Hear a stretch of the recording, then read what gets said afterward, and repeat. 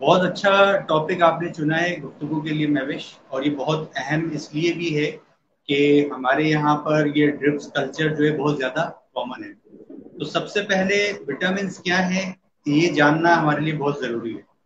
तो देखिए, जिस तरह से कोई फैक्ट्री होती है ना, उसमें एक हायर मैनेजमेंट होती है और एक लोअर स्टाफ होता है, हेल्पिंग स्टाफ जिसको कहा जाता है। तो इसी तरीके से इंसान की जो बॉडी है ना, ये एक फैक्ट्री के मानने, इसके अंदर मुख्तलिफ जो है प्रोसेस केमिकल जो है रिएक्शंस हो रहे होते हैं, जहां पर विटामिन जो है वो हेल्पर्स का काम करते हैं। तो विटामिन को अगर आसान लफ्जों में बताया जाए तो आप ये समझिए कि जो भी हम खुराक खाते हैं उसको किस तरीके से बॉडी में वो काम करेगी, किस तरीके से हमें फायदा पहुंचाएगी, उसके लिए विटामिन बहुत जरूरी है।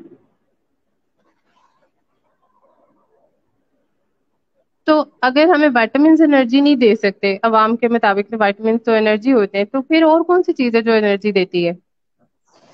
असल में देखिए, एनर्जी का जो ताल्लुक होता है, जो भी हम डाइट लेते हैं वो एनर्जी प्रोड्यूस करती है। तो विटामिन की हर डाइट की अपनी कैलोरिक वैल्यू होती है।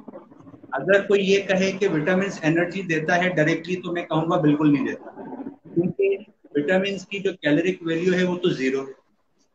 और जो हमारी डाइट है उसको जो दो मेजर पोर्शन में डिवाइड किया जाता है, उसमें एक है मैक्रो न्यूट्रिएंट्स और एक है माइक्रो न्यूट्रिएंट्स। जो मैक्रो न्यूट्रिएंट्स के अंदर चीजें आती हैं, जैसे कार्बोहाइड्रेट्स हैं, जैसे प्रोटीन है, जैसे फैट, ये वो तीन अहम चीजें हैं जो कि एनर्जी का डायरेक्ट सोर्स है बॉडी के अंदर। तो अगर आप एनर्जी की बात करती हैं कि डायरेक्टली कौन सी चीजें एनर्जी प्रोवाइड करती हैं, तो मैं कहूंगा कार्बोहाइड्रेट्स, प्रोटीन और फैट्स। लेकिन इन तीनों चीजों को बॉडी के अंदर काबिल अमल बनाने के लिए विटामिन एज हेल्पर्स चाहिए। तो इससे तो ये साबित होता है कि विटामिन तब जरूरी हैं जब उनकी बॉडी में कमी है। तो हम तो विटामिन के कमी, मतलब लोग कहते हैं कि हमें भी कमी है, हम भी शिकार हैं इसका। इतनी कॉमन होती है ये बीमारी कि हर 10 में से 8 लोग इस चीज की शिकायत करते हैं कि हमें विटामिन की कमी है। इसका आसान जवाब ये है महवेश कि आप मुझे ये बताइए कि पानी के सिवा कोई ऐसी चीज है जिसमें विटामिन ना हो, जो इंसान इस्तेमाल करता है। उसमें पानी के सिवा हर चीज के अंदर विटामिन होते हैं। तो ये जो एक आम ख्याल है ना, कि हम समझते हैं कि ये गरीब आदमी है, ये खाता पीता नहीं होगा, इसके अंदर विटामिन की कमी होगी, तो ये बिल्कुल गलत ख्याल है। और दूसरा समझने की बात यह है कि हमारी बॉडी जो है ना, वो खुद हमें बताती है कि अगर उसे किसी चीज की कमी हो, तो वो हमें खुद बताती है। मिसाल के तौर पे अगर किसी के अंदर विटामिन B12 कम हो जाए, तो उसका खून बनना बंद हो जाता है, उसके अंदर खून की कमी आ जाती है।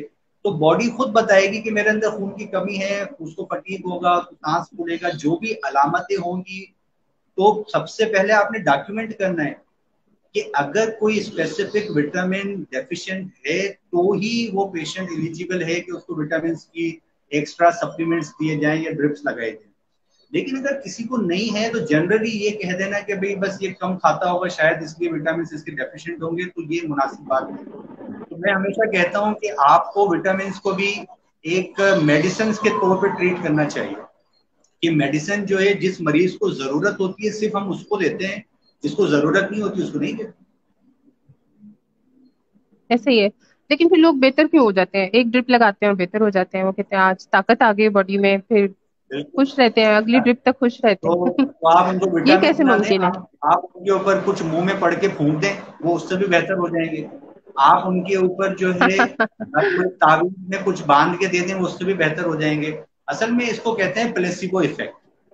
बुनियादी तौर पर ये जो एक साइकोलॉजिकल इफेक्ट होता है कि मैंने इतनी ड्रिप लगाई है, 2-3 हज़ार रुपए अपने ऊपर खर्च किए हैं, तो इससे मुझे तवानाई महसूस हो रही है। और मोस्ट ऑफ द टाइम ये जो टीके होते हैं इनको ड्रिप्स के अंदर मिलाया जाता है। तो हमारे यहाँ पे हाइड्रेशन का स्टेटस भी जो है ना मरीजों का, क्योंकि ये गाँव गोतों में खासतौर पर जो लोग होते हैं, हाइड्रेशन का स्टेटस इतना अच्छा नहीं होता। वो काम करते हैं गर्मी के अंदर, उनको पसीना बहुत आ रहा होता है। तो जब उनको ड्रिप लगती है तो वो एनर्जेटिक फील करते हैं, उनको ऐसा लगता है कि ये जो हमने 2-3 हज़ार रुपए की ड्रिप लगाई है, इसने हमें फायदा दिया। गर्मी में पसीना आने की वजह से बेहतरी हो जाती है, सर्दियों में वैसे ही पानी नहीं पीते, तो जब भी पानी अंदर जाता है तो वो फायदा असल में जो है वो उससे हो जाता है, पानी से। तो अच्छा, अगर कोई लगातार विटामिन का अब्यूज, तो हम अब एक टर्मिनोलॉजी सामने आ गई है कि विटामिन अब्यूज, मुसलसल विटामिन खा रहे हैं, मुसलसल आईवी लगवा रहे हैं, तो इससे क्या नुकसान होता है उसको? सबसे पहले तो पैसों का नुकसान होता है, हमारे लोग वैसे ही गरीब हैं। आप देखें ना, आजकल की महंगाई, आप उस प्रिस्क्रिप्शन जो भी आप मरीज को दे रहे हैं ना, बाज दफा मेरे एक्सपीरियंस में ये आया है कि वो काम की मेडिसिन छोड़ के विटामिन खरीद लेता है, क्योंकि विटामिन का एक सिरप या कुछ ना कुछ चीजें 500-600 की आती हैं, कोई 1000 रुपए का भी आता है, उसमें बड़ी खूबसूरत तस्वीर बनी होती है, तो साइकोलॉजिकली वो बड़ा अट्रैक्टिव होता है। तो मरीज बाज दफा क्या होता है कि एक्चुअल मेडिसिन छोड़ के वो ले रहा होता है, तो उसका नुकसान पैसों का सबसे पहले, दूसरा जो उसकी एक्चुअल बीमारी होती है वो ट्रीट नहीं हो पाती, तीसरा ये है कि देखें कुछ विटामिन हमारी बॉडी में स्टोर हो ही नहीं सकते, क्योंकि कुछ विटामिन होते हैं जिनको हम वाटर सॉल्युबल विटामिन कहते हैं, और कुछ विटामिन होते हैं जिनको हम fat soluble vitamin. Water soluble vitamin हमें डेली बुनियादों पे चाहिए, वो हमारी बॉडी से अगर एक्स्ट्रा आप दे देंगे वो फ्लश आउट हो जाएंगे, वो बॉडी से निकल जाएंगे, किसी काम के नहीं है। और अगर फैट सॉल्युबल विटामिन आपने ज्यादा दे दिए तो फिर वो टॉक्सिन्स बन जाते हैं, वो जहर बन सकते हैं, आपकी बॉडी को नुकसान पहुंचा सकते हैं। तो इसलिए मेरी नजर में विटामिन किसी तौर भी एक्स्ट्रा लेना फायदेमंद नहीं है, बल्कि नुकसान ही नुकसान। यानी कि जो भी आप विटामिन पर, एक्स्ट्रा विटामिन पर खर्चा करते हैं ताकत के ड्रिप पे समझ के, तो वो सारे आपके जेब के भारी हो जाते हैं। और ये बात आपने बहुत अच्छी पॉइंट आउट की है कि ये सारे के सारे सप्लीमेंट्स, इनकी जब पब्लिसिटी की जाती है, जब इनको बेचा जाता है, तो इनको बहुत अट्रैक्टिव बना के बेचा जाता है कि लोगों को ये लगता है कि ये हमारी जिंदगी के लिए बहुत जरूरी है।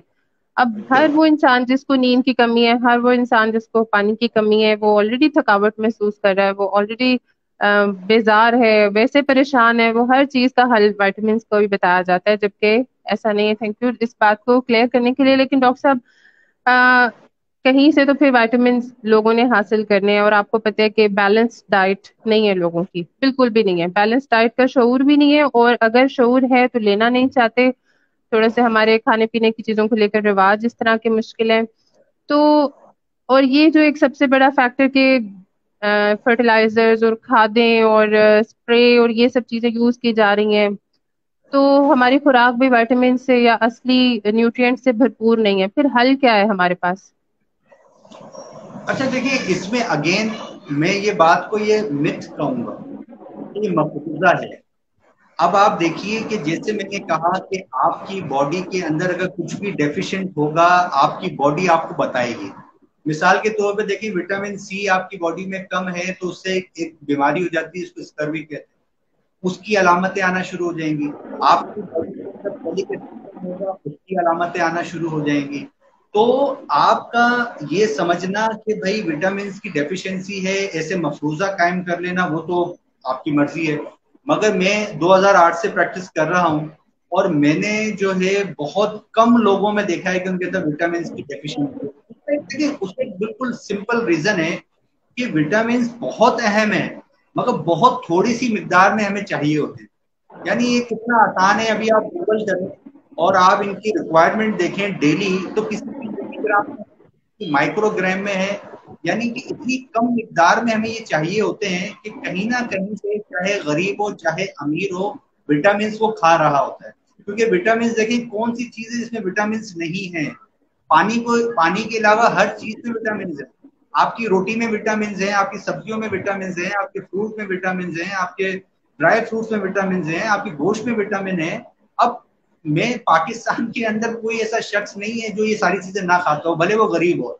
भाई यहाँ पे कहीं ना कहीं इससे सोर्स मिल जाती है, कोई जाके दस्तरखान पे खा लेता है, कोई खैरात में खा लेता है, किसी कोई बकरा ईद के ऊपर गोश्त खा लेता है, कुछ ना कुछ मिल रहा होता है। तो ये कह देना कि भाई विटामिन की कमी है इसलिए विटामिन के ड्रिप्स या सप्लीमेंट्स जो है वो जस्टिफाई हो जाते हैं, मैं इस बात को नहीं मानता। और एक और बात जो अहम है, अगर लेट सपोज हम किसी पेशेंट में ये सस्पेक्ट हो सकती है, तो भाई फिर विटामिन से सिर्फ थोड़ी ना दूर होगी, उसको कार्बोहाइड्रेट्स भी चाहिए, उसको प्रोटीन्स भी चाहिए, उसको लिपिड्स भी चाहिए। तो फिर आप उसको बैलेंस डाइट दें, तब भी विटामिन अकेले देने का क्या फायदा है? इन दी एब्सेंस, अगर आप कार्ब्स नहीं दे रहे, उसको फैट्स नहीं दे रहे, उसको आप सारी चीजें नहीं दे रहे, तो विटामिन जाके बॉडी में क्या करने लगे? विटामिन ने तो कुछ नहीं करना। मेरा नहीं ख्याल कि डॉक्टर फिजान के अलावा कभी किसी ने लोगों को अवेयरनेस देने के लिए इतने अच्छे तरीके से, इतने सादा लफ्जों में विटामिन का बॉडी में रोल और जब नहीं जरूरत तो उनको नहीं खाना, इस तरह समझाया होगा। तो प्लीज, अगर आप किसी भी फॉर्म में विटामिन अब्यूज कर रहे हैं या बेवजह में ऐसी चीजों का इस्तेमाल कर रहे हैं सप्लीमेंट्स का, तो उसको फौरी तौर पे रोक दें। ऐसी कंपनीज को बिजनेस देना बिल्कुल बंद कर दें, और इससे बहुत बेहतर है कि वो पैसे अपने खुराक पे खर्च करें और बैलेंस डाइट की तरफ आ जाएं। हर वो चीज जो विटामिन से भरपूर है वो ताज़ा और ग़ज़ा में जो मौजूद है। बल्कि ये एक बात भी मैं यहाँ पे मेंशन करूंगी कि अगर आपने सेब का फायदा लेना है और सेब में अगर आपको लगता है कि ये वाला विटामिन है, उसकी टैबलेट खाने से आपको फायदा नहीं होगा, आपको सेब खाने से ही फायदा होगा। इसी तरह अगर आपको पालक के फायदे लेने हैं तो आपको पालक खाने से फायदा होगा, ना कि आप उससे निकाला हुआ कोई एक्सट्रैक्ट जो है टैबलेट की फॉर्म में ले लें। तो बेहतर बहुत है कि आप बैलेंस डाइट की तरफ आएं और उसको अपना हिस्सा बनाएं, और सप्लीमेंट्स को, सप्लीमेंट्स के ऊपर जो डिपेंडेंस है साइकोलॉजिकली, इसको अपनी जिंदगी से खत्म करें। डॉक्टर फैजान, इतनी अच्छी और वैल्यूएबल इंफॉर्मेशन देने का बहुत बहुत शुक्रिया। आई एम श्योर ये वीडियो लोगों के लिए बहुत यूजफुल होगी। आपके साथ हम मजीद ऐसी ही यूजफुल वीडियोस पर काम करते रहेंगे और आवाम के अंदर आगाही फैलाते रहेंगे। बहुत शुक्रिया। अल्लाह हाफिज।